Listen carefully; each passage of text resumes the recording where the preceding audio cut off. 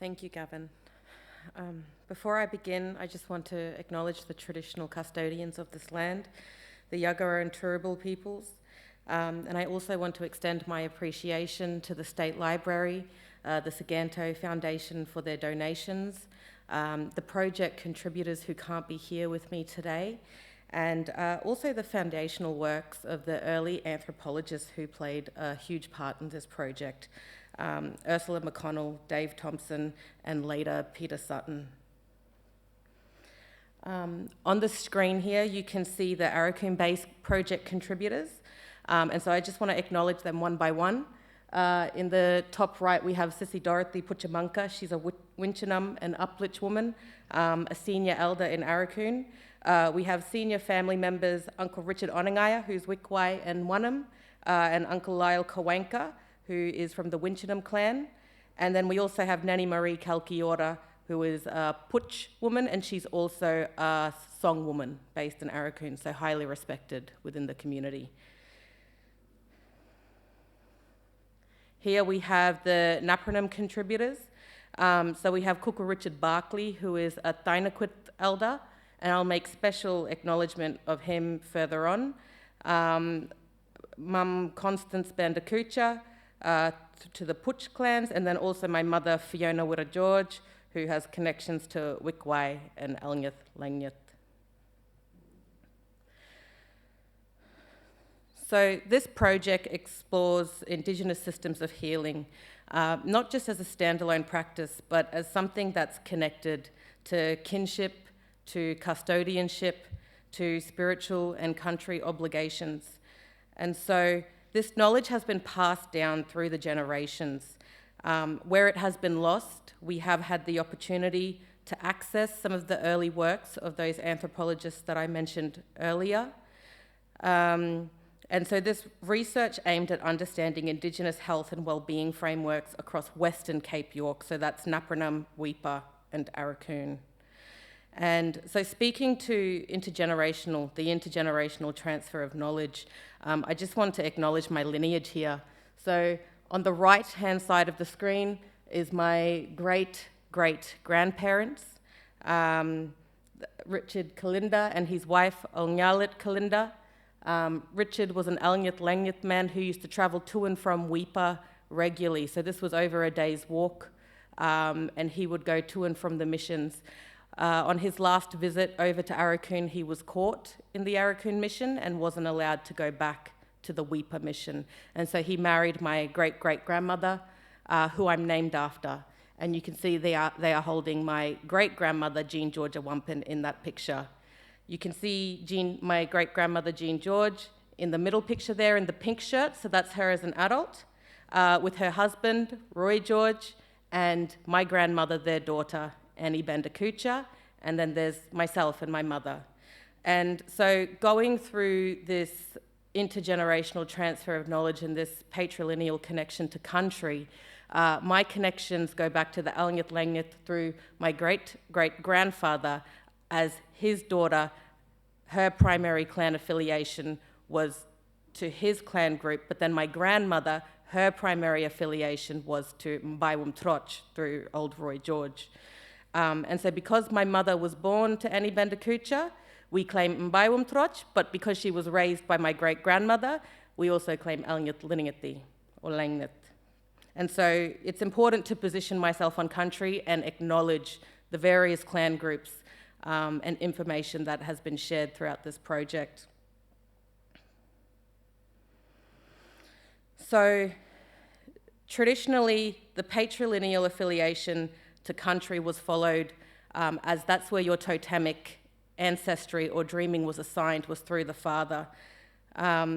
This is changing in modern times where we do refer back to an apical, but it is a very important concept to understand when we're talking about Indigenous systems of healing, because systems of health and well-being do not operate as a standalone practice. They're captured in a broader framework that is governed by LORE, the law. And so when I say law, I'm referring to the systems and protocols and belief systems of that particular culture. And And so I'll talk a little bit about how the linguistic structures reflect this. And I also want to acknowledge Cooker Richard Barclay here, who is a Thainakwith man, and I have no connections to Thainakwith, and so it was an absolute honour to be able to cross-reference the knowledge coming through my family with Cooker Richard. The work would not have been able to be completed without him. Yeah. And so I'll just go back. When we talk about totemic dreaming, so the word for totem in Alngyth Langyth is ulai, and in Wik-Munkin it's pulwai. And this literally means father's father. And so when you think about that coming through the father's line, what you have is an unbroken connection where it's fathers, fathers, fathers, fathers, back thousands of years to the original totemic beings who set up the laws and who set up the protocols and who assigned the story places and who assisted those particular family groups to have obligation and custodianship over that land and over that country that they have obligation to. And so that really did factor in a lot to this project, was understanding the role of the totemic dreaming and how that assigned the cultural protocols and obligations that feed into Indigenous notions of health and well-being. And I'll explain a little bit more as to what that means moving on. And so in terms of this project, there were 3 guiding objectives. The first one was to establish a broad framework for Indigenous systems of health, healing and well-being, particularly in Western Cape York, acknowledging that Indigenous peoples have unique cultures all over Australia. And so when I speak about these things, it's specific to the cultures in the region that this research has focused on. Examine the role of kinship and totemic systems in healing, and then also undertake a comparative analysis of historical, traditional and modern approaches to health and well-being. And this was undertaken in 3 phases. So phase 1 really looked at categories of medicinal plants based in Weipa and Napranum. So that was identifying and classifying medicinal plants. Phase 2 looked at the role of law and kinship, and this was primarily focusing further south on Napranum and Aurukun, and looking at cultural law in healing. And then phase 3 is the comparative analysis, so looking at how things have changed over time.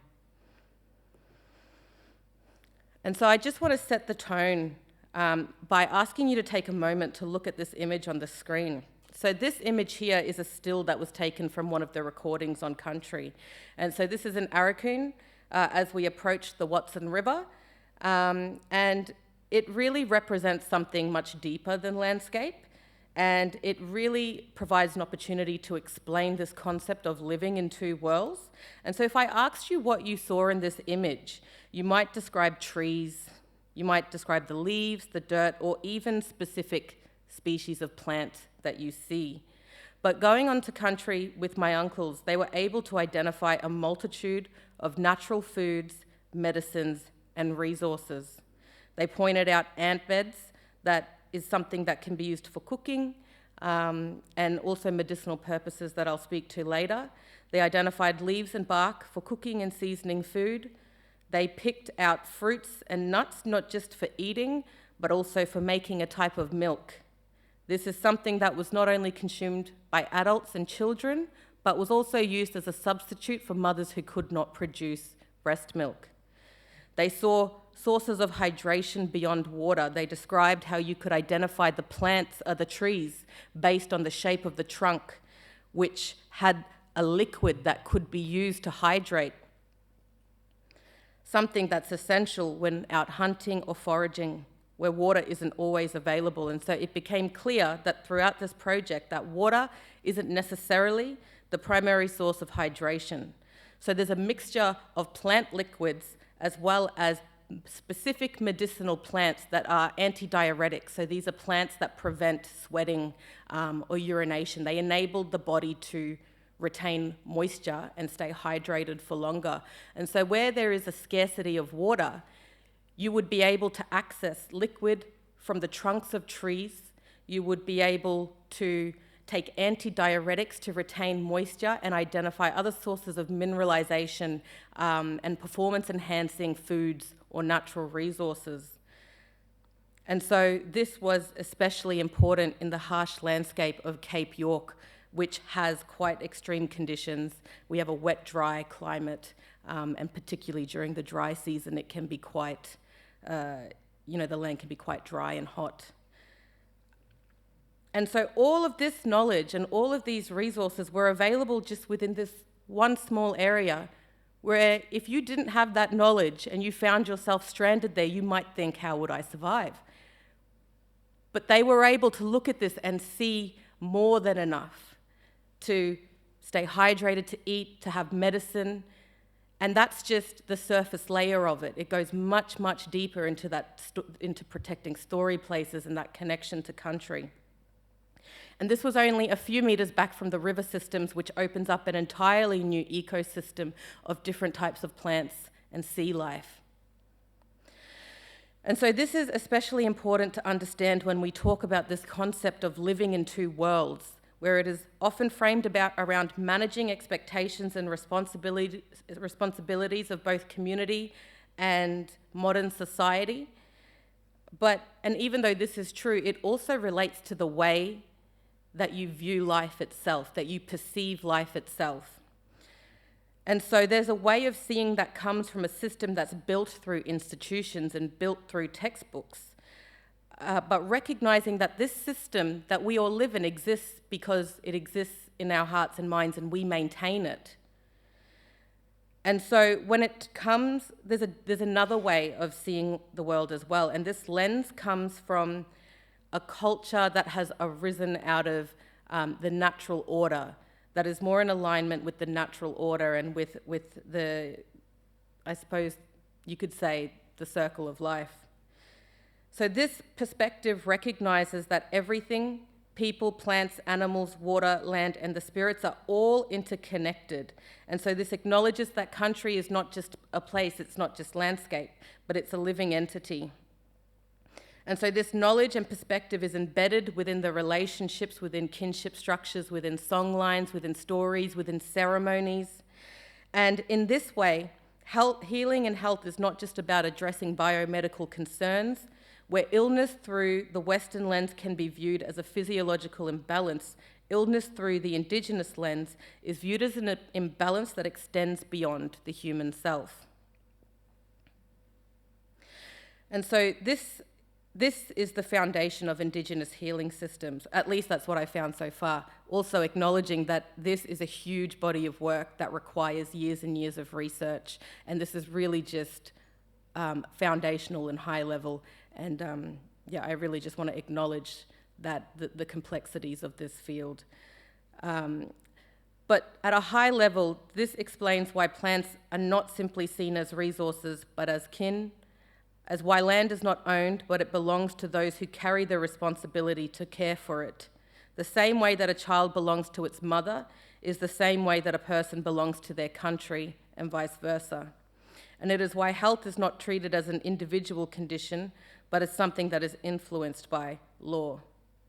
And so understanding this distinction between the two systems and the two lenses has been central to the findings of this research.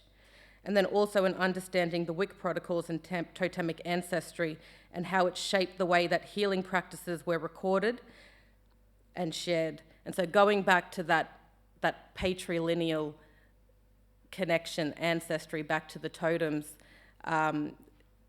everyone, each clan group, each family group, each individual is assigned specific obligations based on their totemic ancestry, and they take up one small part of a whole. And so there's quite a broad, complex religious structure that everyone is contributing to, or at least is supposed to contribute to, when following these specific protocols. All right. And so in approaching this research, I had to take a multidimensional view of natural medicine. I just want to acknowledge the works of Elizabeth Edwards, Going back 20 years ago in 2005, she recorded around 200 plants with some of the elders living at that time. And with the work that we had undertaken over the past 12 months, it became apparent that about 12 or so were used regularly, which is a huge decline, since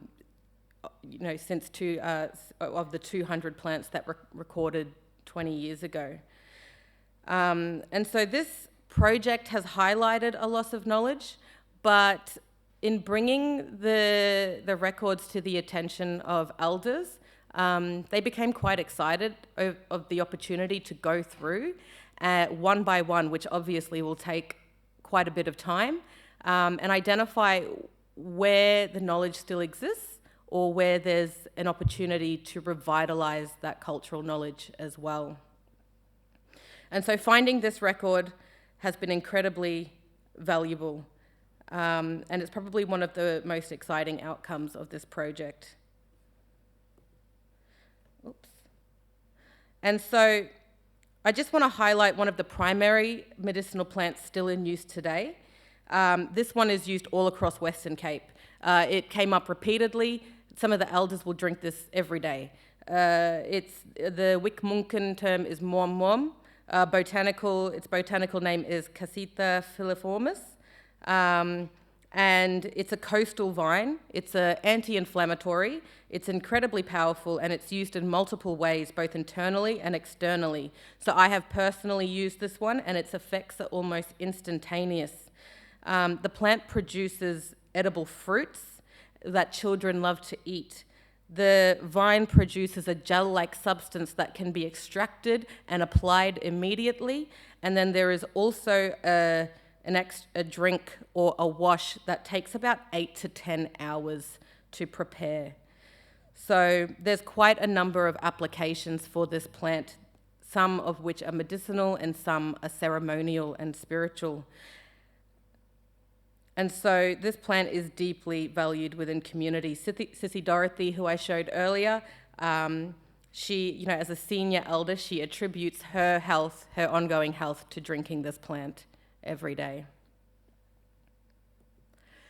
There were two more elements that came up repeatedly. Ant beds was one of them. So ant beds have multiple uses. Whether that's spiritual, ceremonial, practical, or medicinal. The top layer of the ant bed is taken off and crushed before consuming, and this is said to act as a natural supplement, so it helps to remineralize the body. It's also used in practical terms as a natural oven for cooking, and they also have a role in spiritual practices. However, that was considered to be quite taboo to speak about. The next one is Yukumpen, which is a coastal milky sap tree. Now, this one is significant in that it is not just a medicinal plant, but it is also a totemic figure. And because it is a totemic figure, it is integrated into the kinship system with both humans and also sea life. And so this particular tree is poison cousin to the stingray barb, and it demonstrates the way in which medicinal knowledges are captured, recorded, and shared, because it does provide the healing remedy to the barb of the stingray. And so because it's the healing to the injury, it is the poison cousin to that particular sea animal.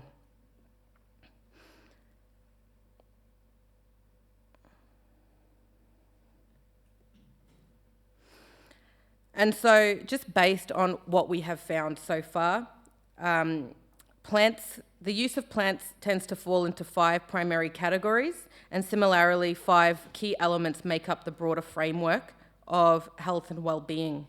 And so, as we can see on the screen here, the core elements of the framework include duality, animism, relationality, custodianship, and environment. And I'll speak a little bit to each of these, though bearing in mind I am running out, so I'll try and be quick. And then there's also the general use, functional, crisis, preventative, and spiritual uses of plants. So lifestyle, here we go. So in terms of lifestyle medicine, these are the plants that are used in daily practices. They're embedded in daily life. Plants such as the nonda plum or dog fruit or noni fruit even were commonly used every day.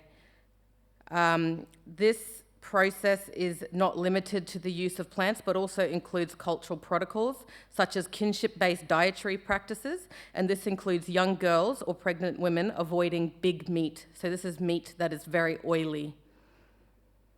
This practice of avoidance also extends to the mourning process, for certain kinship relationships. Now, functional medicine was targeted remedies for remedies that enhance performance, essentially. So these were some plants that aided individuals in their roles and responsibilities within the clan. So the native cotton tree, for example, you can scrape out the inner bark and put it under your tongue, and it acts as an antidiuretic, and you would hold that under your tongue while you're walking out on country to prevent dehydration. You would use that alongside say, the noni fruit or the ant bed to increase your energy levels as well. Smoking with ironbark leaves would also fall into this category, and it's something that people in community perform quite regularly. So if they're not feeling well for any reason, they'll just go for a walk and find the ironbark leaves and smoke quite regularly to clear out bad energies. The crisis category is where plants are required for immediate intervention. Mom is one of these plants, as it's known for its anti-inflammatory properties. It is also used to help deal with chronic illness, and families will utilize this even for, if they are experiencing cancer or any sort of ongoing illness, they will drink this in addition to receiving medical aid from the medical system. So that one takes up a bit of a dual place in crisis and then also ongoing general health. Other examples include there's a vine that has a purple flower, which is a strong antibacterial. The leaves are used to treat infections on the skin. And then there's also the bush onion, in which the bulb of the flower is applied to the skin to kill any infections. And then we have the general healing, which is generally, so healing methods in this category incorporate sort of general practices such as the application of animal fat, or plant-based ointments, as well as the use of smell. So smell plays quite a big role in this is a bit difficult to explain, and it might be something we can discuss in the Q&A, just bearing in mind that I'm running out of time. But it really relates back to that positioning through the totemic ancestry and correcting something, an imbalance or something that has gone wrong. And so it's often the male who will apply the smell for general issues, or what is termed as belly sore. And this was something that actually took place with Elizabeth Edwards in 2005, where she visited a story place without being welcomed, went back into the community and received stabbing pains in her stomach before fainting. And she had a noyan. Noyan are traditional healers. It literally translates to healing hands, apply his smell and use breath to remove the bad energy. And so the spiritual healing, this category primarily does include the noyan, but it's also about ceremony and restoring harmony within broader systems of kinship, land and spirit. And I am running out of time, so I'll have to move ahead. I'll go right to the frameworks here. So one of the most evident elements was duality. And so this is the idea that opposing forces exist in the balance, in achieving the balance. Up on the screen there, you can see one of the fertility charms, and this uses a seed that is highly toxic and highly poisonous. Now, this seed actually terminates pregnancy, but it also is used within the fertility charm to encourage pregnancy, recognising the duality and opposing forces in the overall harmony and balance. This is also seen with pandanus, where it is the poison cousin to lightning, and as a result, the armbands and headbands are worn during storms to protect against lightning strikes. Again, the pandanus story place, agar story place, holds a ceremonial significance in cyclone ceremonies, and Yukumpan, as I discussed previously, is poison cousin to stingray as it treats the wound. And so that's highlighting the duality of Indigenous healing systems. So another element is animism, the understanding that all things, including plants, animals, water, rocks, and weather patterns possess spirit and are connected through relational frameworks. And so in this way, healing isn't about physical properties, but it's about understanding and restoring balance and harmony within the broader framework. And so plants are not resources to be extracted, but their healing properties are to be understood within the context of relationships and reciprocity.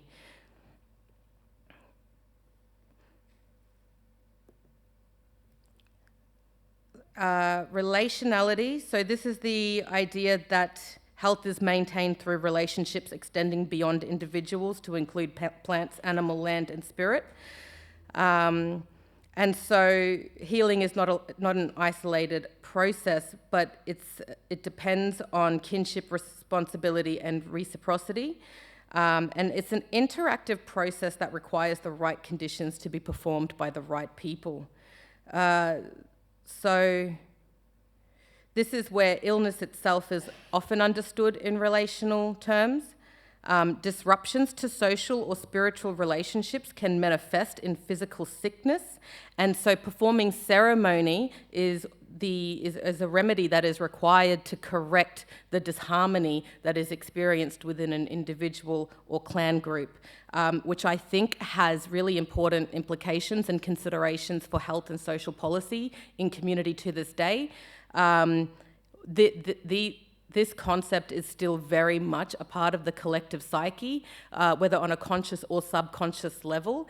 And without recognising some of these foundational elements within culture, it can be really difficult to achieve outcomes that are desired within broader policy frameworks. And that's part of what I was hoping to advocate for through this project as well, is just a greater understanding of how culture can potentially inform policy and program development. And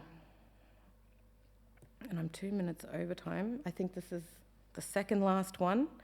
So we also have custodianship and then the environment, and I'll wrap these two up together. So custodianship, as I spoke about earlier, we see that kinship terms rarely have a possessive suffix. And in this way, custodianship reflects a familial relationship. So in the same way that a healer responds to illness, an individual, sorry, I'm trying to follow my notes here and I'm rushing and I'm losing my place. So this knowledge is not always freely available to all. It was passed down through specific lineages and often through oral tradition requiring apprenticeship, ceremony, and mentorship. And so the Noyan are among those with custodial responsibilities, ensuring that traditional healing practices are conducted correctly, and they are still practicing to this day in community. So understanding custodianship explains why Indigenous healing is not just about the physical correction of a physiological or biological condition, but it's actually about correcting what has gone wrong in community and what has gone wrong in protocols and what has gone wrong in caring for country. And finally, the environment also plays a fundamental role in Indigenous healing. So Elizabeth Edwards explains when she asked one of the elders why one plant was used and not the other, it was simply stated, well, that's just what's available. So for all of the complexities and ceremonial aspects of health and healing, it was also incredibly grounded. And availability is subject to seasonal variations, where the seasons, country, plants, they were also used as a natural environmental calendar. We would know when certain foods or certain plants became available. We would know when the climate, when the weather was starting to shift based on when certain flowers came into bloom. And so this informs not just medicine, but ceremonial cycles, hunting and movement across country. Something that is really important to talk about as well is how how there's a concept similar to the doctrine of signatures where natural medicines will display clues as to their uses. So the red inner bark of the sea oak is used to treat red sores. The milky sap of the milkwood tree is used to promote lactation. And aromatic leaves are used for respiratory and lung health. And so whilst these concepts are based on historical and traditional practices, many of them are still very active today, and the underlying value systems from which they arose still exist within the collective subconscious and psyche of Indigenous people. As I mentioned, I'm hoping that some of these findings can advocate for greater understanding in policy and program development. I know for me this project has been deeply transformative, and I'm very excited to continue on with this project, working with the elders to go through the works of Elizabeth Edwards in particular and work through those 200 plus plants that she recorded. And so I hope that these findings inspire others to learn more about the places that they live in and understand that there are very practical ways to learn about cultural value systems and implement them and integrate them into your everyday life, where they can facilitate and cultivate a reciprocal relationship with the environment that we all live in. Thank you.